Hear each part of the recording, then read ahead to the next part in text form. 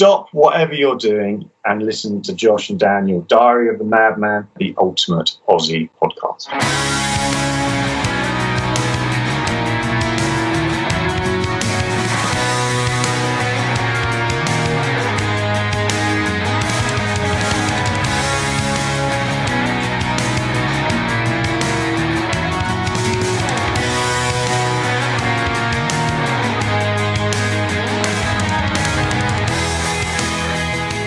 Hello, and welcome to a special edition of Diary of the Madman, the ultimate Ozzy podcast, where we geek out about all things Ozzy and all things Ozzy related. I am Josh Crum, and he is Mr. Dan Drago. I would say, how's it going, Dan? But I know it's been an awesome day for you, as it has been for all of us. We're pumped, baby. We're pumped. We're pumped, right? It's finally here. I got chill bumps as we said that. It's finally here. We've waited. You know, we're so blessed to get 2 albums in 2.5 years from Ozzy, especially in the 70s, right? Like, it's amazing. But at the same time, the new album, Patient Number 9, feels like it's taken forever because we've known about it ever since Ordinary Man dropped. He said in promos for Ordinary Man, we're already working on the follow-up. Yeah, that's the reason. I mean, if you think about it, 2 years is pretty quick for the man. But when he came out and said, hey, we already have the follow-up going, it's hard to wait at that point because you know they're working on it. And in your mind, you think, hell, this time next year, we'll be sitting on another Ozzy record. And it ended up taking 2.5 years. So it felt like it took 3 times longer almost than we expected. Agreed. And not to mention that we heard almost a year ago that it was finished, like completely finished. So then we're like, okay, any day now. And then mixing took forever. But we all agree, you and I and Ryan, we've talked about it. We think ultimately that Ozzy and Sharon, they wanted to have this last surgery over and done with Ozzy before they really went forward with promotion. Agreed. And I don't know if you figured this out yet, but Ozzy's new album, Patient Number 9, is coming out 9/9, September 9th. So I don't know if there was a little bit of marketing play going on there. I think so. And if you'll notice, I'm kind of jumping ahead a little bit in the music video for Patient Number 9. It had the 999, then it flipped to 666. Yep, that was cool. Right? Yeah. I think so, man. But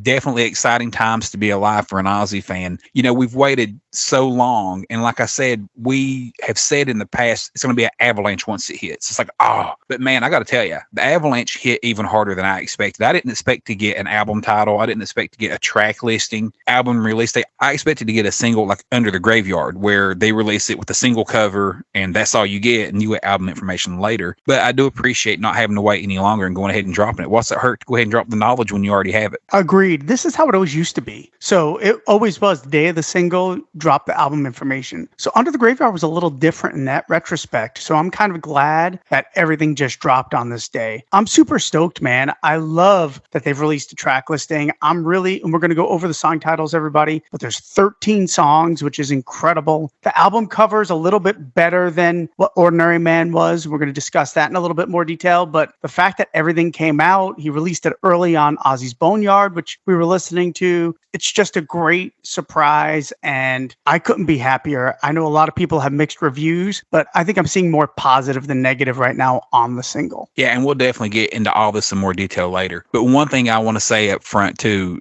Ozzy and Sharon and Epic and whoever's involved, thank you for not stringing this out too long. Like, I hate teasers that are a week and a half from now or 2 weeks. They told us on Wednesday, new song coming Friday, which is like Thursday night at midnight, right? And thank you for that. That's so much better than having a long drawn out period of teasers and shit. Like, that was just nice and compact the way it should be into a quick, brief release. And it's been fucking great. Yeah, it's a great point. I mean, we got that little snippet. We got a little bit of a longer snippet the next day, and then boom. So Wednesday, Thursday, and then the song is out. It's perfect. Yep, absolutely. All right. So we'll start with the album title and date. As we've said earlier, September the 9th, 2022, Ozzy Osbourne releases his new album, Patient Number 9. Dan, what do you think about the album title, Patient Number 9? I think it's fine. I mean, it's better than Scream, to be honest. Yeah, a lot better than Scream. Yeah, I do think Ordinary Man is a great title. I'm not going to lie. I think it really suits Ozzy. But, you know, the song has a real epic vibe, and I think epic is good for an album title. So I like the fact that hearing the song and now knowing that it's the album title, I think it works. It's just so bombastic, and I think it kind of works for an album title. What about you? Yeah, you know, at first I was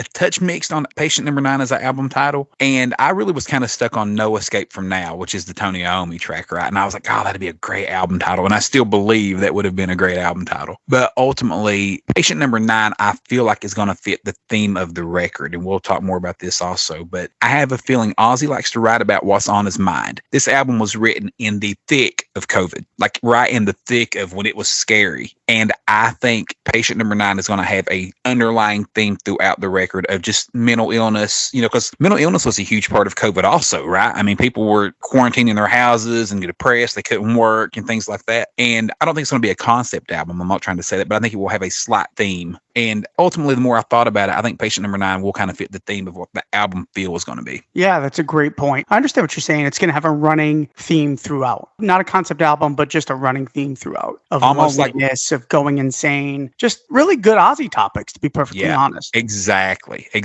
Kind of like The Ultimate Sin has a lot of war themes, right? I've talked about that before, but it's not a concept record, but there's just a lot of war themes throughout the record. And like you said, these are great topics for Ozzy, man. I mean, I joke about it all the time.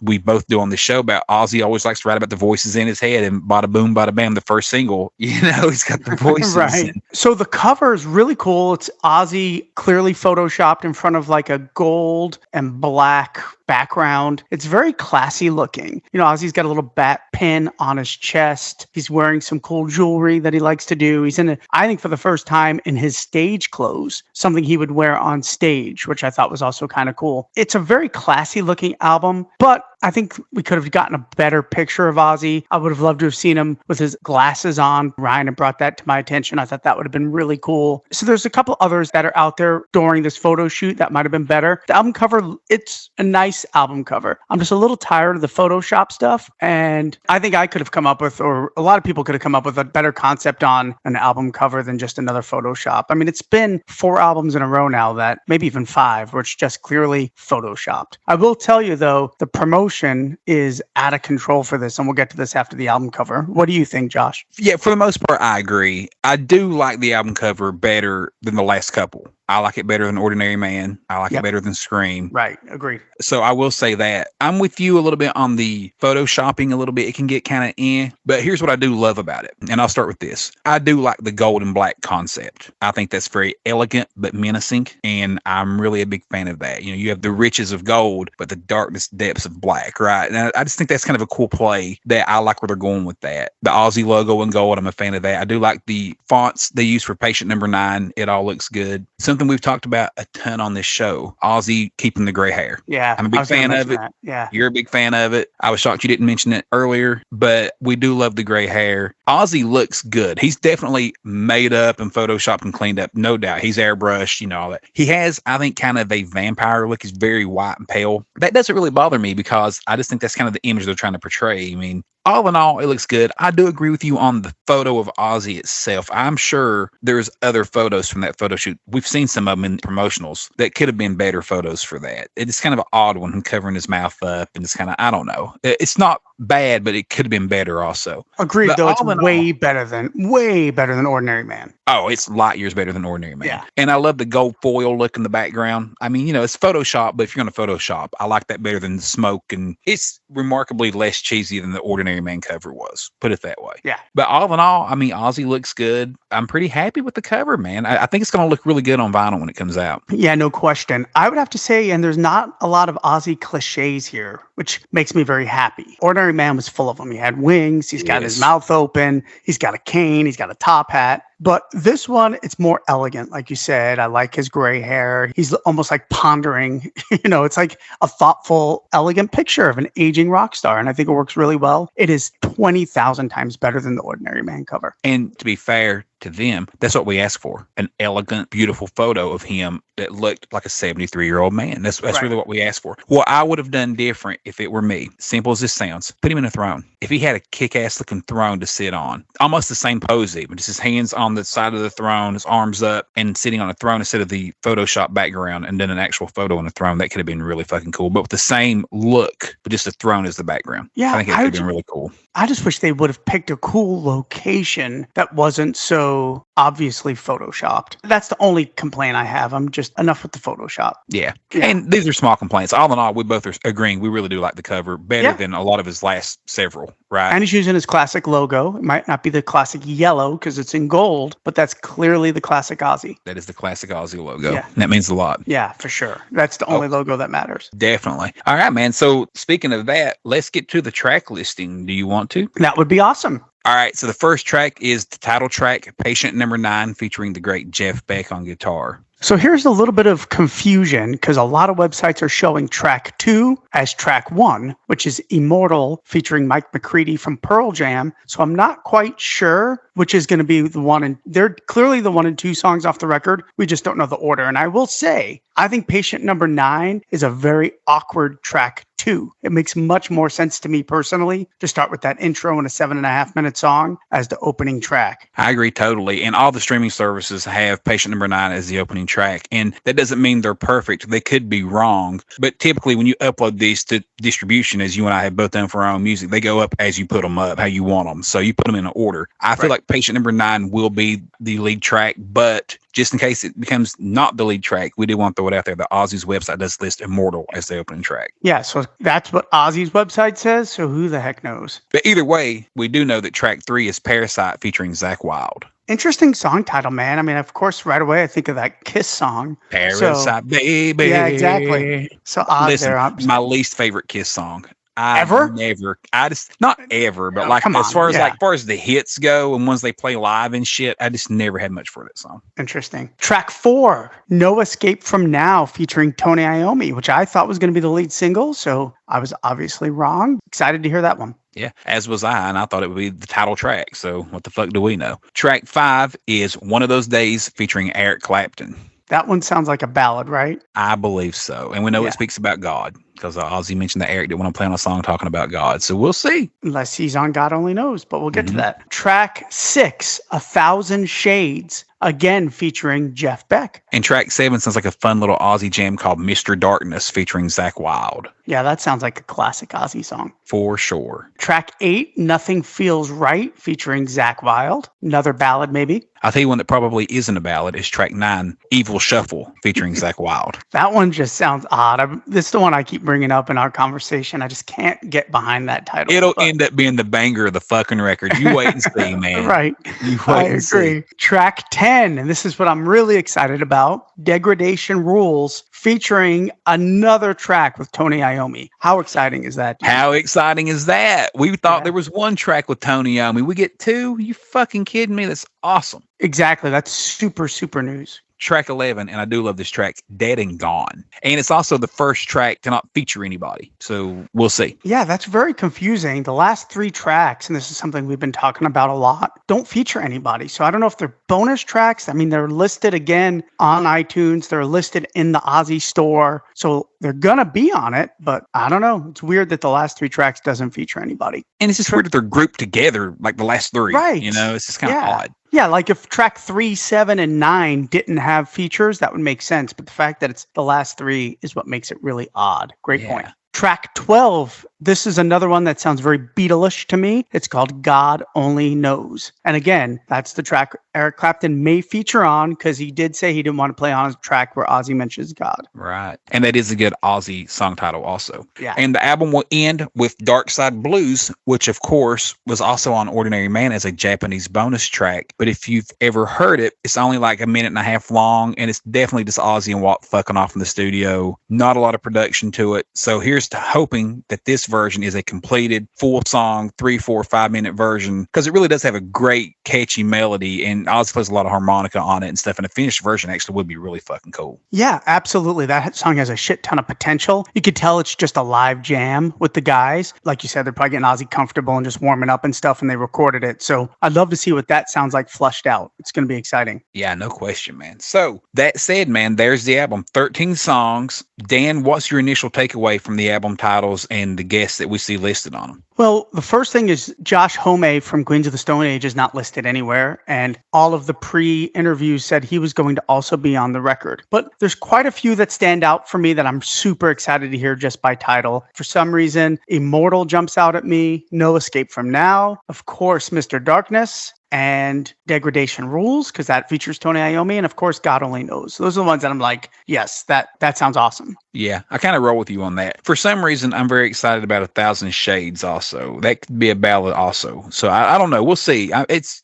song titles, you just rarely know what to expect. The Evil Shuffle, I kind of expect at that point will be a jam of some type, like a bluesy kind of thing. We'll see. But yeah, I mean, all in all, the song titles are cool, man. I'm excited for them. To be honest, it's one of my favorite things to do is to try to imagine what the songs are going to sound like by the title alone. I mean, I've been doing it my whole life for Ozzy stuff. So getting his track listing is super exciting for me because in my brain, I start playing around in my head of what's the ballad, what's the hard rock song. That's a lot of fun. What's the songs about? Yeah. Should be a lot of cool shit. Yeah, and 8 times out of 10, you're wrong as fuck. But Always. It's kind of, you just feel like you can listen to these and know, what they're going to sound like. Let's go back to something I wanted to talk to you about and get your opinion. So we were told directly from Ozzy Osbourne, and I say we, I mean Dan and I, Diary of the Madman, the Ultimate Ozzy Osbourne podcast, were told directly by Ozzy in a chat forum that Zakk Wylde does play guitar on the entire album. And that made worldwide news. Zakk confirmed it, but you have tracks featuring Zakk Wylde. So all of a sudden, I don't feel like Zakk is on every track anymore. And I surely don't after hearing the first single. Furthermore, after hearing Patient Number 9, I believe even less that Zakk is on every track because I do not believe Zakk is on Patient Number 9. Yeah,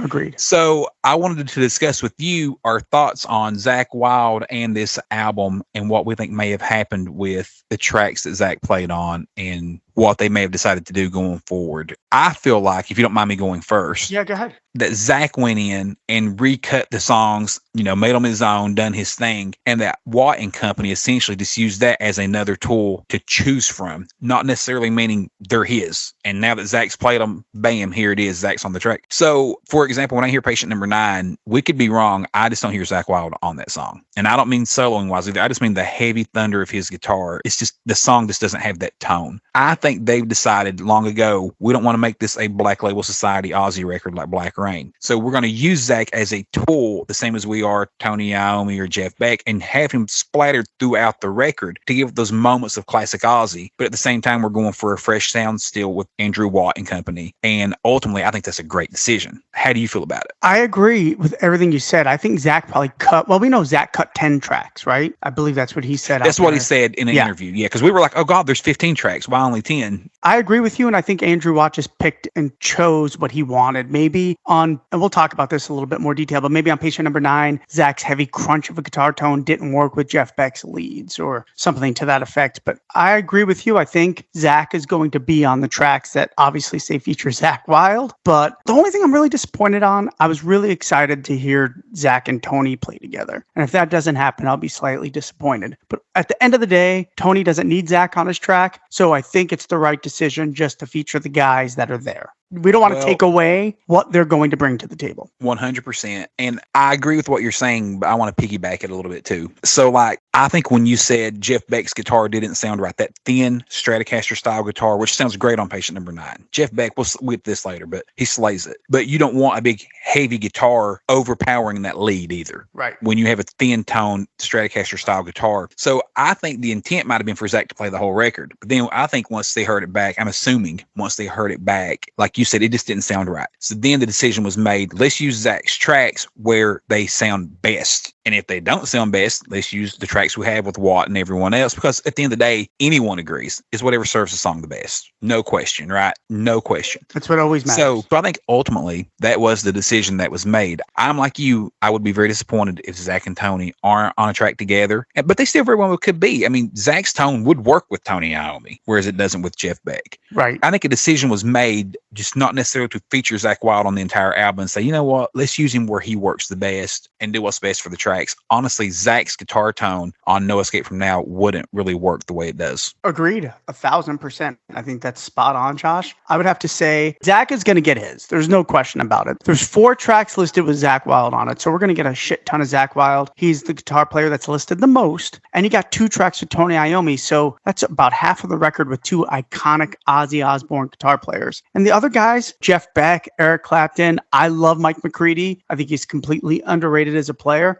what a fucking lineup, dude. I'm super excited. And I love Andrew Watts playing. So I think overall, this is the best compromise we could do for an Ozzy record with all of these players. 100%. And Watt has went on record several times, not just with Ozzy, but with anyone, in saying, and I believe in a team concept. It takes a village. And I like to bring in a lot of people. Whoever serves the song the best, he talks about that a whole lot. So I think using multiple players and then choosing what sounds the best is definitely the right route to go. And who can vote against that? Yeah, absolutely. I do just want to bring up one quick thing before we get to the song. Ozzy did come out and say on his collaboration with Tony Iommi that it was really great working with Tony. He's the riff master. No one can touch him in that respect. I only wish we had these songs for Black Sabbath's 13th album. So there's a lot to unravel right there. The first thing that I want to talk about is these songs, plural. So we know that Tony's playing on 2 tracks, but to me, this makes me believe that Tony wrote both of his tracks, because I feel like Ozzy wouldn't have said that wanting a Black Sabbath song if Tony didn't write it. So right. I don't know how we got a second Tony Iommi song, but I am fucking grateful. I'm super excited. What about you, Josh? Absolutely.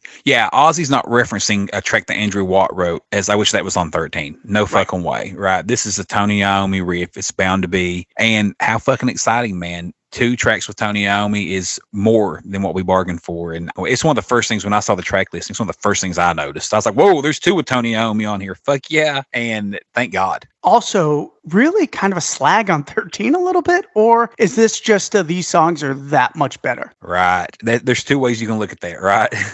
I think Ozzy's pretty proud of 13. I've never really heard him slag that record before, or any of the guys for that matter. So I would say it's more of he's proud of these tracks, man. I know Tony was like raving about No Escape From Now when he heard the finished version, right? We read that back in November. That's what got us all so hyped on it. And we're like, oh, it's going to be the lead single. Like Tony's just raving over this track and how great Ozzy sounded. So that's definitely encouraging to go forward knowing that we have 2 tracks from Tony Iommi that they're both so excited about. And on top of that, I would love to see the possibility with Ozzy moving back to England. We get maybe an Ozzy Iommi album, just the 2 of them. Fucking killer, wouldn't it?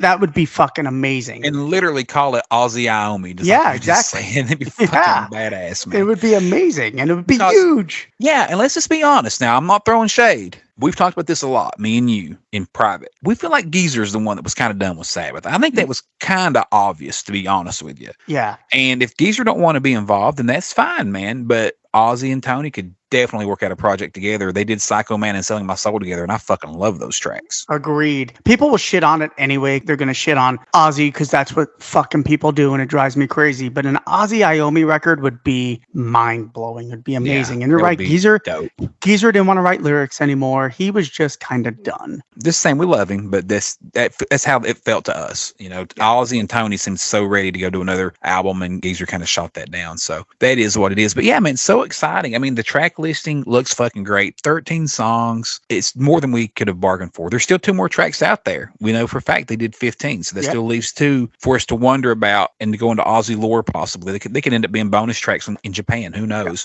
And I've been scouring the net today to see if the Japanese CD is on sale yet, but no luck. No luck yet. Okay, well, we'll keep looking. If we find anything, of course, we'll let you guys know here on the show. But yeah, it's exciting times, man. You know, when Zach said 10 songs, me and you kind of were like, oh no, you know, where's the other 5? Like they went down to 10. So back to 13, I will 100% take that. Oh, 13 is way better than 10. Like we talked about on the last podcast, Ozzy's the only one that can really get away with 27 fucking songs, and I'd be like down. And in the Ozzy email that went out today, he said the album is just a little bit over an hour. So it's good length. It's perfect. About No More Tears length, just a little bit longer. Yeah, I'll take it, man. That's fucking great. So for us, we'd take 2 hours, but that's beside the point. Yeah, for most people, like we said, 40, 45 minutes is great. But no, man, 13 songs over an hour. That's fucking exciting news, man. Exciting stuff. I will say this, though. The promotion is out of control. There is so many different vinyl variants. I cannot tell you all the different colors, and every store has an exclusive. So when you go out there and pre-order the record, make sure you take your time and find a variant that you like. I've purchased 2 so far because I really like the color of the vinyl. So there's tons of them. I probably have already seen 10 different variant colors. You could go right straight to Ozzy's website. There's a box set. Todd McFarlane, who did the video, is doing a comic book, which is exclusively sold only at the Ozzy website. But a ton of different vinyl choices, which I think is kind of cool, but at the same time, a little bit of a mind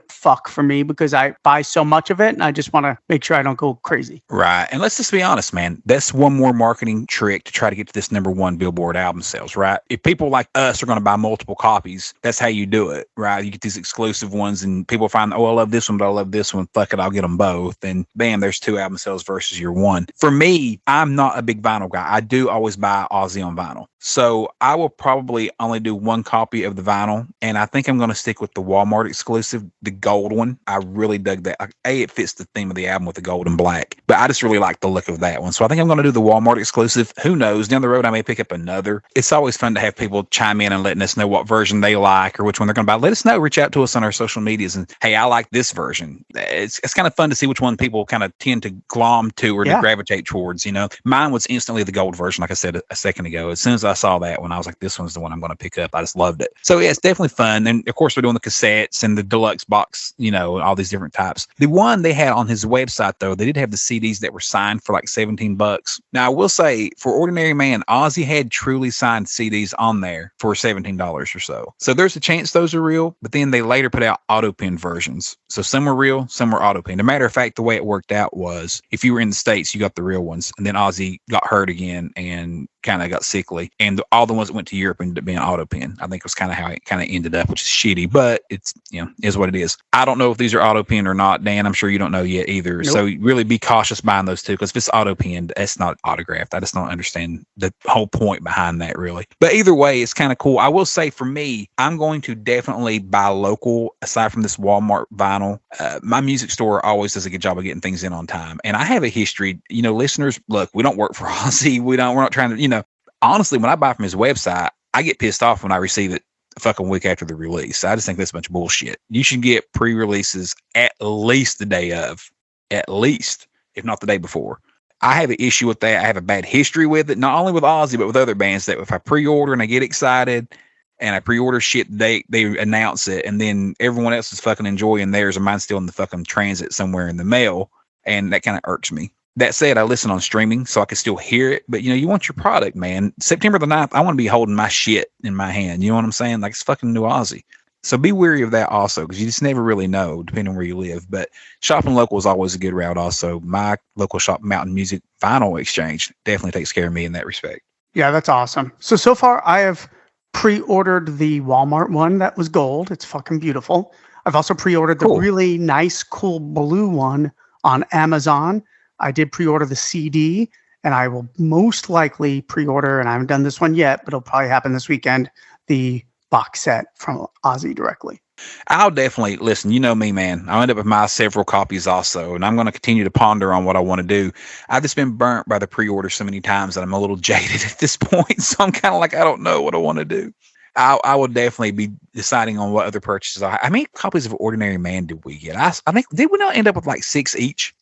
It's a lot, because I haven't bought the Best Buy variant on top of it. And then, of course, both of us will buy the Japanese version, because we always buy the Japanese version. Yeah. And I have 2 vinyls. You know what they've not announced yet is any kind of a picture disc or anything. I saw a picture disc variant on Revolver.com, the magazine.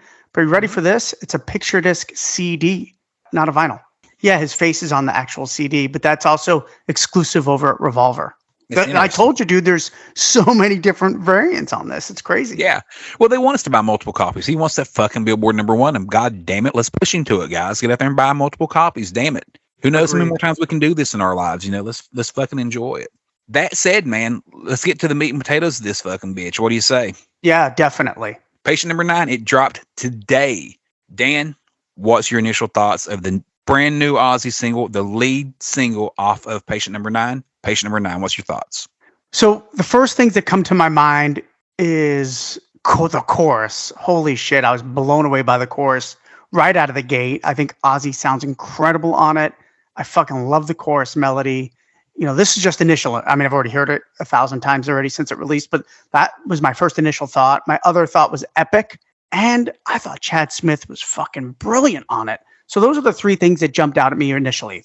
The chorus, how epic and how many different movements there were, and of course, Chad Smith's playing. What about you? I got to say, I kind of had the same thoughts. On first listen, I was listening with Beats headphones, and they're very bassy anyway. And Chad Smith was just fucking tearing it up, especially that last section. Fuck, he is a monster. And with all due respect to the Red Hot Chili Peppers, I would love to hear Chad with Ozzy every fucking day because I love Ozzy and I love Chad with Ozzy. He is fucking stellar. You kind of nailed it, though. A lot of different parts. It's not a lot of different parts like Black Sabbath has. It's not like War Pigs where the song just totally shifts. It has verse, pre-chorus, chorus. You know, it's your typical style of song. But like you said, all the parts are just so different. It just has a lot going on. It really does. The intro, we'll start with the intro. One thing real quick before we get into all this, we probably should have said this earlier. Sorry, guys. Just to go through it real quick. So on this track, you do have Ozzy, and we know that you have Chad Smith on drums, and you have Rob Trujillo on bass, because this could fluctuate throughout the album on who plays bass, who plays drums. Jeff Beck on lead guitar on this track. And Dan and I are convinced all the rhythms are Andrew Watt, not Zach Wilde. So we just want to, we don't know that for fact, but our ears speak to us. Those are Stratocaster guitars that you can hear that Jeff Beck and Andrew Watt play. Pretty confident that is Andrew Watt on rhythm. The song was written by Ozzy, Ali Temposi, who also co-wrote Under the Graveyard, Andrew Watt, Chad Smith, Rob Trujillo. Definitely, that's the background. That's a core group right there that I would definitely love to hear more and more from as the years go on, because they fucking got their shit together. Yeah, I was so excited to see Robert Trujillo have a writing credit. Not his first time as a writing credit on an Ozzy record either. So that's really cool to see Robert back in the fold. His playing is great. I have so much respect and love for that guy. He seems like the fucking coolest dude. And secondly, I think he's an amazing bass player, but I think he adds a lot to the Ozzy band. I really do. I thought when he was with Michael Borden and on the Down to Earth period, it was fantastic, the rhythm section. And him and Chad Smith, my fucking God, it's even better. Absolutely. And you know, one thing that Andrew Watt does that I appreciate, he tends to take the Black Sabbath approach of, if you're in the room while we're writing it, you're involved. I don't know how much Chad Smith has ideas. I bet he actually has a ton. Yeah. I bet he really does. Yeah. But that said, Rob Trujillo, if we're together as a band writing this song, by golly, your name's going on it also as a songwriter, because we're working on this together as a team.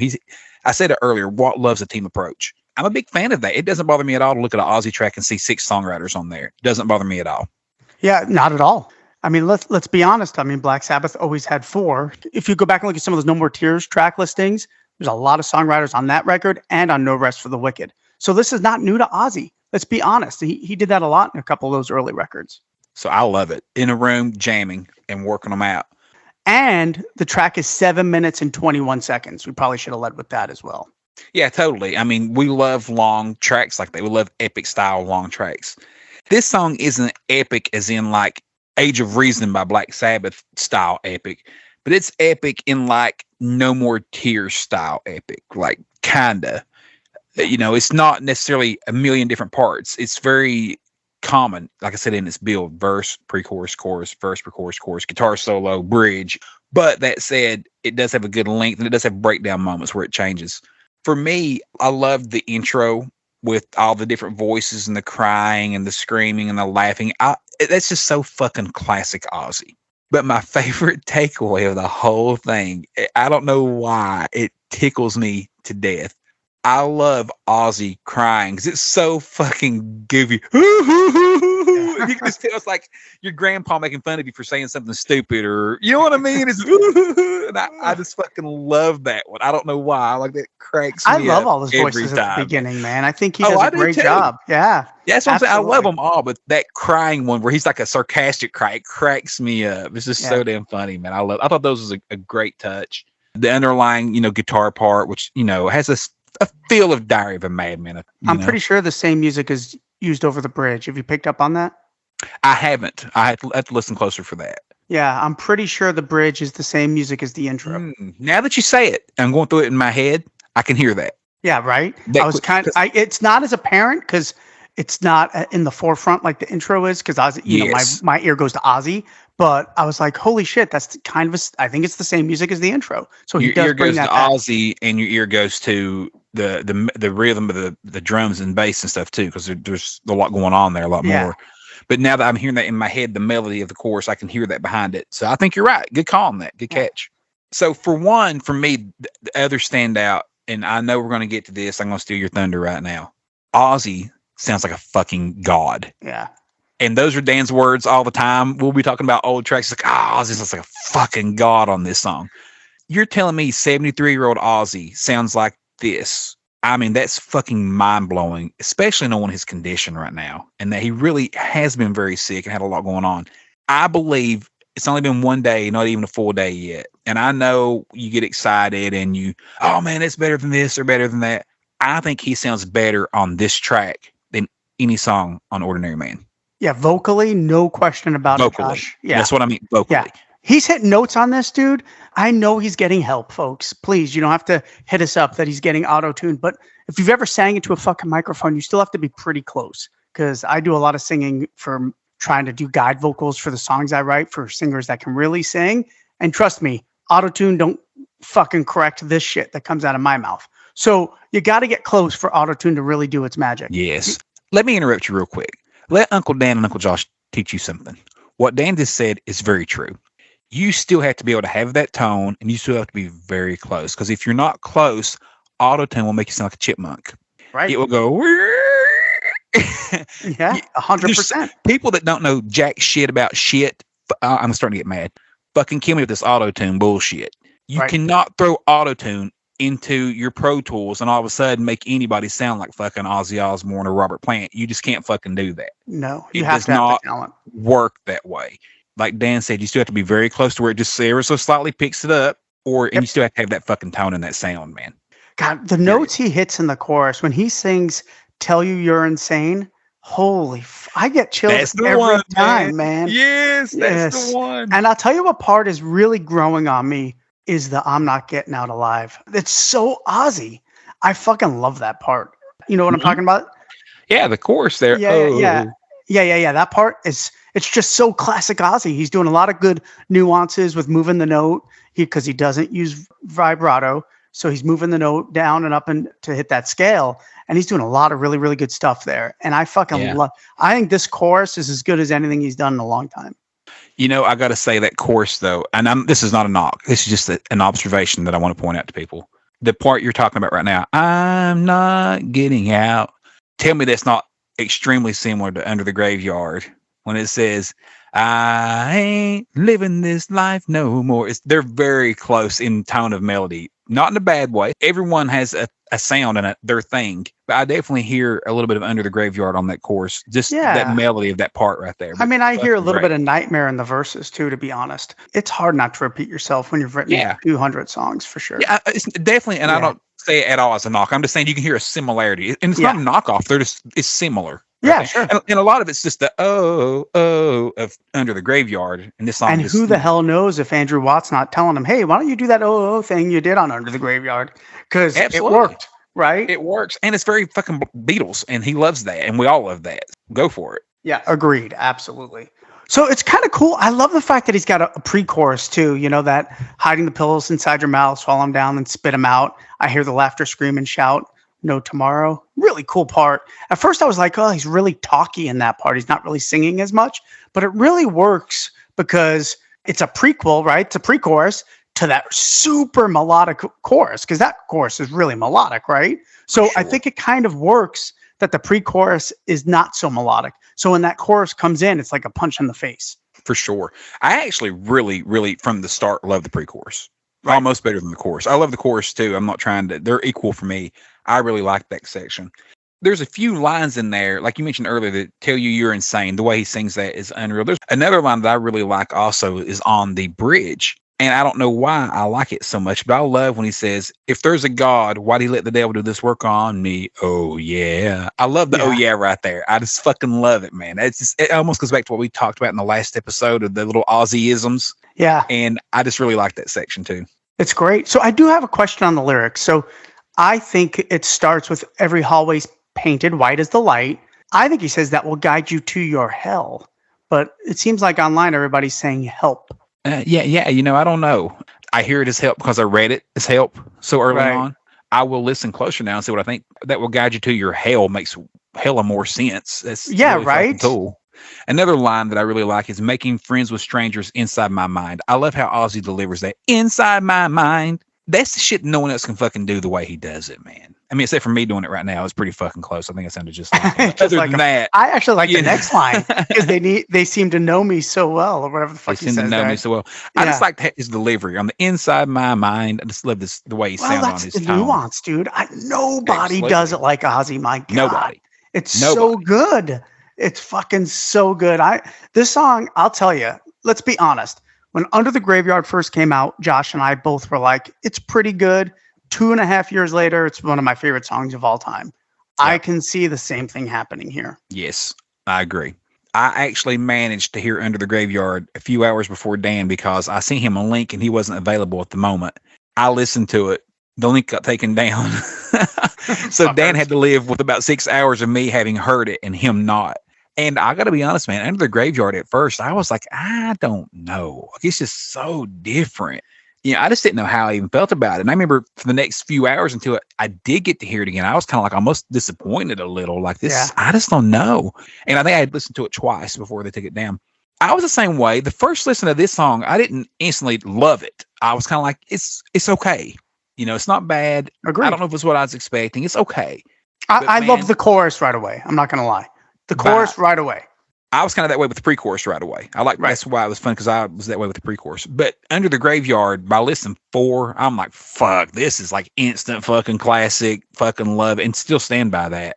I think this song, like you said, is the same way. I mean, after about the 4th or 5th listen, you are really getting the groove of this track and what it can do. I let my son hear it. He's 12 and he does like Ozzy Osbourne. He's more of a hip hop guy these days, but he does like some rock and roll. And he does listen to a lot of Ozzy with me. He loved Ordinary Man, loved Scary Little Green Men, loved Under the Graveyard. I was showing him actually the music video because I thought that would entertain him just a little more. I was pleased when by the last chorus, he was singing it out loud. Yeah. And I was Awesome. like, yes, that's how you know, right? By the last chorus, he was singing it out loud and he enjoyed it. And he, of course, downloaded it himself also on his phone. But yeah, man, all in all, the lyrics are cool. I love the theme, man. What do you think about the theme of just, living your life in a mental hospital and the crazy demons in your mind and what they tell you? And definitely fits the Ozzy theme. Yeah, no question. How do you feel about it as a whole, man? Yeah, of course. I'm kind of also brought back to One Flew Over the Cuckoo's Nest, which was one of my all-time favorite movies, with especially like the hiding the pills inside your mouth, swallow them down and spit them out. It's right from that fucking movie. So I love this theme. I love it because of the movie, but it just fits Ozzy's fucking persona perfectly. Yeah. And I want to state this, and I fucking meant to lead with this. This song is not about Sharon. Every website is saying it. It's driving me up the fucking wall. We heard the interview. Ozzy said there's a few songs I'm really excited about the record. Patient Number 9, a song I wrote about Sharon and myself. He paused there. He was talking about a different song. Everybody just automatically associated that what he said, but he couldn't fucking remember the title of the other song. 100%. Yeah.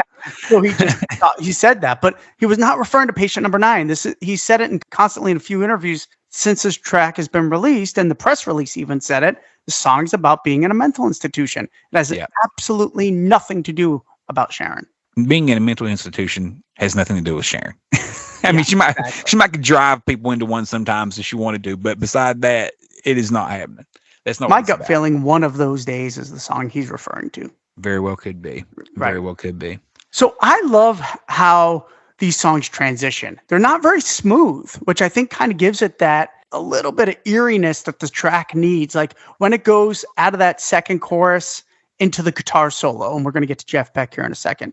It's kind of a weird transition. And then when you get out of the solo into the bridge, which bridge is fucking great, that also is a very odd transition. Yeah, I like that it's kind of uncomfortable in its transitions. Yeah, there's like a herky-jerky feel to it a little bit. But like you said, it kind of keeps you on your toes a little bit too. It doesn't just smooth its way through the song, Yeah, I love it, man. Jeff Beck's lead guitar, which like you said, we'll get into, I guess, right now. Yep. Jeff's leads are kind of like where the fuck he wanted to put them. They're all over the place. Yeah. There's no real rhyme or reason. They're just all over the place. Like, make no mistake, I don't for a second believe Jeff Beck is playing the rhythm, and I don't believe anyone really believes that. But he's doing leads all over the song. He is such an interesting player. Like, he definitely has his own thing. No one sounds like him. It just fucking works, man, on this. It adds to the eerie tone that you were talking about a minute ago. It gives it an eerie, uncomfortable, unnerving tone. And I fucking love it, man. I will admit it took me a second. When I first heard the song a time or two, the first few, I thought, man, Jeff Beck sounds good. He's a good player, but like, I don't know. Zach shredding on this would have been just as fucking good. Then I kind of realized we've already got that. We've already got Zach shredding all over, whatever. So tone of Jeff Beck's guitar and his style of play that he threw down on this song really adds to the eeriness of the track. I agree with you on that 100%. So I would have to say he's got two really great long solos. There's a solo after the second chorus and that outro. So first of all, the first solo's solid. I was like, all right, it's pretty cool. I like the second half of that first solo better, actually. I think it gets better as it goes along. I like the fact he's not shredding. Ozzy's 73. We don't need fucking shred throughout the whole thing. The older I get, the more I like to hear some feeling. And sometimes he's just hitting one note and he's putting so much fucking emotion and feeling in that note that gets me better than how many notes can you play inside a fucking measure. So I really like the feel and vibe he's doing, especially at the outro. Once that acoustics kick in, that outro, I'll be honest, it's one of my favorite parts of the song. And Ozzy's not even on it, but those acoustic drumming, it's right up my alley. Chad Smith is going crazy. And fucking Jeff Beck, he's just being Jeff Beck. Sometimes it's not the note you play. Sometimes it's the note you don't play, right? And absolutely. I think Jeff Beck just does a wonderful job of really fitting the mood of the song. And I can listen to that last minute and 50 seconds over and over and over again. I think it's so fucking killer. Absolutely. And hats off to Jeff Beck for really, really just killing it. Yeah, and we definitely know that's not Jeff Beck playing the acoustic guitar or the 12-string guitar, because Jeff Beck hates acoustics. That's kind of well known, right? He don't fuck with the acoustic guitars. I'm with you, man. That whole section is just so fun. He's just fucking letting it rip. Chad's letting it rip. And one thing we really haven't mentioned, we did mention Rob, but Rob's bass lines are fun too. He does like an almost funk style like throughout the track. Very clean tone, but thumpy bass, funk sounding bass, which I think is kind of what he likes to do. It's kind of his thing, really. He definitely leaves his mark on the track also. He's a pleasure to listen to throughout himself. How funky is the main guitar riff? Dun dun dun. I just want to get up and kind of strut a little bit every time it comes on. You know what I mean? I'm gonna start picturing Dan just strutting around the house when I hear that. But doesn't it make you have that feel? It's like it feels good. It's another good dichotomy of a song about an insane asylum's got such an uplifting fucking riff. Right. It's very, one thing we didn't say, it's very, to me, very popish. It is a very poppy sounding Ozzy Osbourne track. It's not heavy, but I got to say, when they released the second teaser and you could hear that riff, da-da, da-da, da-da, da-da, da-da, I messaged you hours later. I said, I cannot get that out of my fucking head. That's been dancing in my head all day. Just da-da, da-da, da-da, da-da, da-da. Sometimes simpler is better. Oh, nothing complicated about it. Yeah. It goes back to the Tony Iommi thing, right? Yeah. But man, that is a cool fucking riff. And make no mistake, that is a riff. That's a cool riff. And just because it doesn't have slamming heavy guitars doesn't mean it's not a riff. That's a riff. And it plays in my head. It's been now 2 days in a row that I've heard that non-fucking stop. And I fucking love it, man. And I just feel like everyone pulled their weight and couldn't be more happy with it, man. Definitely very excited to see which track is the next single, because we're always looking forward, right?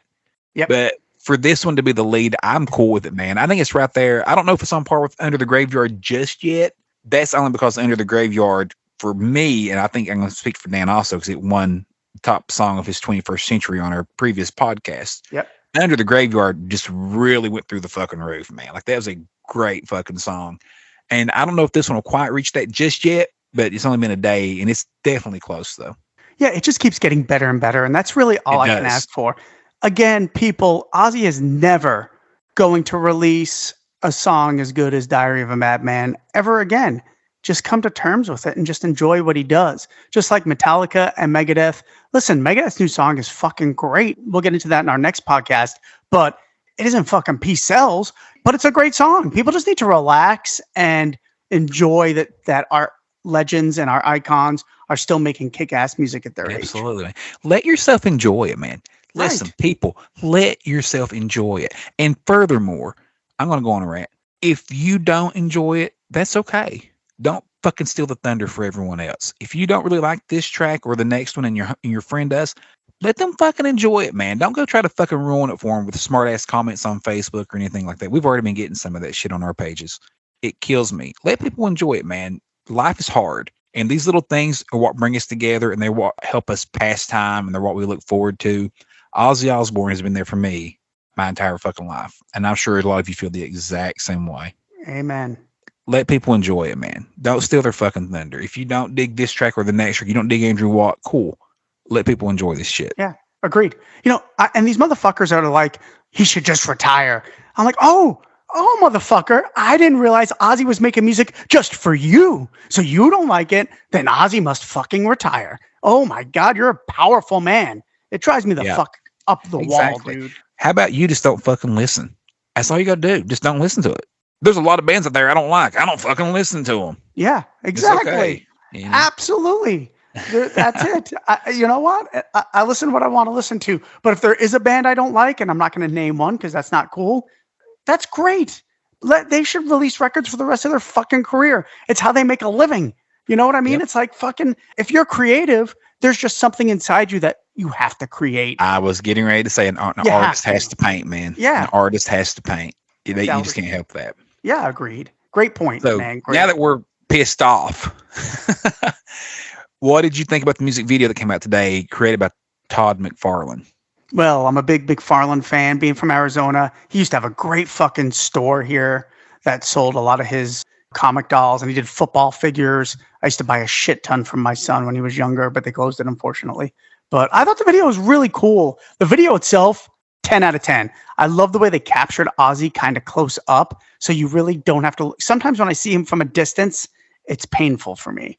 So I like when they're closer up and he's singing and they're kind of tight on his face. I prefer those at this age because I don't see him shrunk over and, I don't see the pain in him as much. So I really like that. I thought the animation was great. I love all of the imagery with the werewolves and the bats. I think it was a bat, actually, not a werewolf. But all those bats were really fucking cool. And I think Todd McFarlane nailed the video. On the other hand, I can't stand the edit.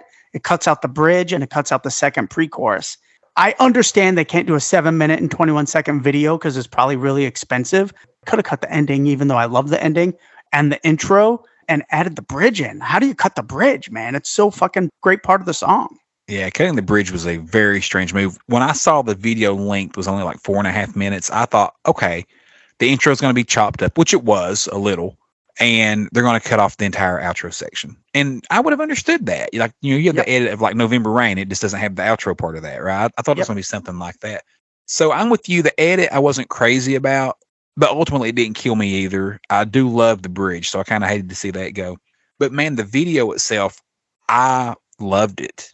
I truly did. I don't love it like I loved the Back on Earth video, but I just thought it was really fun. I had a feeling going into it, and you and I had discussed this, so I know you had a similar feeling, that Ozzy would probably only be on the intro of the video, and then it would cascade into complete animation. I was ready for that. We're going to see Ozzy for 10 fucking seconds, and then he'll be drawing the rest of the fucking video. So the fact that Ozzy maintained throughout and did have a role in the entire video, I thought was actually completely fucking genius. And they found a way to once again include him while he sits. He's sitting on a hospital bed. How fucking smart, man. Yep. Once again, they found a way to get him involved, but where he's not too worn out. He's sitting on a hospital bed in an insane asylum. Fucking geniuses. I don't know how to come up with this shit sometimes. Sometimes it's easier said than done to come up with neat little ideas like that and ways to get through this. I loved that the animation and the actual footage of Ozzy and the gargoyle and the werewolf looking creature I loved how they had some of that as actual shot footage and others were animated that kind of went back and forth. I thought they fucking played it off great. And I'm like you, Ozzy looked good. When I first saw the photos of Ozzy leaving the studio that day, and we had said on the show previously that we were pretty sure that was for a music video shoot. He had the long fingernails on. He had the eyeliner caked on. He looked extremely tired. And I thought, oh God, this video could be bad. They done a great job of making him look cool. He looked good. I love the shots near the end where he starts to morph into a creature. And you can see like you see his hands on the couch early on the chair. Then later you see it morph into like more of a creature hand. I thought it was a fucking killer video, man. I thought it was great. And we do know at this point in time, he can't go shoot full-fledged music videos like he did in the 80s and 90s. They keep finding creative ways to make entertaining videos that he's still involved with, but he doesn't have to do so much fucking work on. I thought it was excellent. Todd McFarlane knocked it out of the park. Yeah, I agree with everything you're saying. Obviously, that's not Ozzy under the makeup in the werewolf/bat creature thing.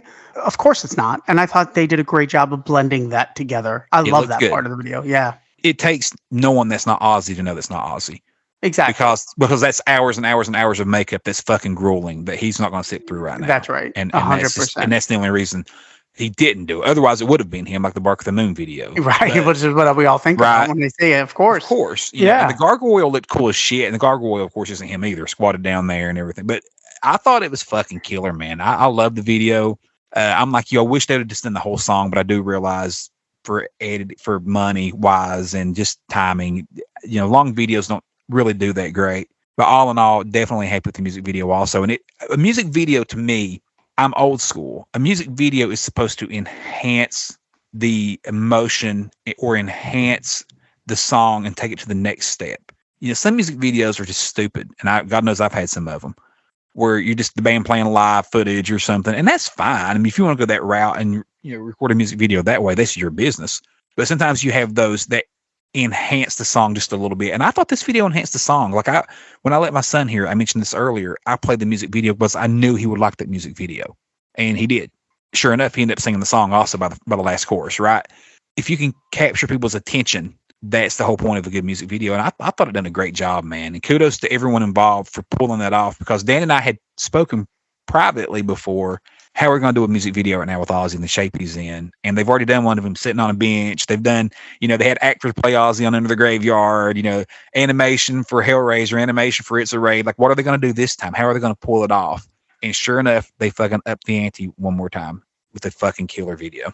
So all in all, before we get out of here, Dan, well, how do you grade this track? How happy are you right now, only a half day in, Patient Number 9? How you feel about it? Oh, I'm super stoked about it. Again, I'm not here to compare Ozzy to his past. I just want a great record, and I think we're one step of the way there. I think he sounds better here than he did on the last record. I think the guitar playing is fucking incredible already. The fact that there's 2 Tony Iommi tracks coming up, I just think this is a great first step into what's going to be another very, very solid album this late into his career. I agree with everything you said, man. Dildo. I mean, if the rest of the record is going to have this sound, fucking sign me up. I can't wait. Ozzy's voice is the thing I'm most excited about right now. He sounds so fucking good, and I'm hoping he sounds this good. One thing I want to bring up real quick before we sign off, we agreed that his best vocal performance on Ordinary Man was Under the Graveyard. I mean, you agreed on that before. Yep. And Under the Graveyard, we know for a fact, was the last track cut for Ordinary Man. That's why Duff McKagan isn't on it and didn't help co-write it. So I feel like they went straight from Under the Graveyard into this new album. Like Patient Number 9, this record, Under the Graveyard was like right. Those were almost smashed together. You know what I'm saying? And I think Ozzy was starting to really find his voice again for Under the Graveyard. And I expect the rest of this album to sound just like this song does. I think he's going to sound like a fucking god, man. And I can't wait for us all to get to enjoy it. September 9th cannot come soon enough. So listeners, please let us know what you think of the song.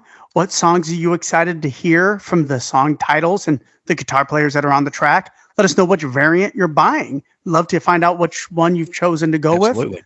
Expect Josh and I to do this for every song on Patient Number 9. So not only when the new singles come out, we're going to do this for the whole record. So we're super excited to share our opinions and get your opinions on this whole brand new Ozzy experience.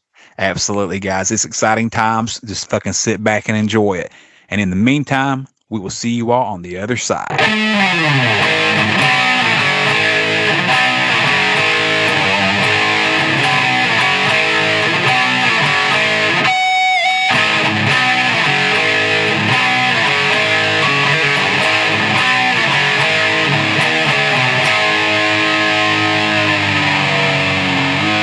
Do you have it up? Do you have it up? It's always up when I'm talking about a new Ozzy record. Are you fucking kidding me, man? It's always up when it's a new Ozzy record.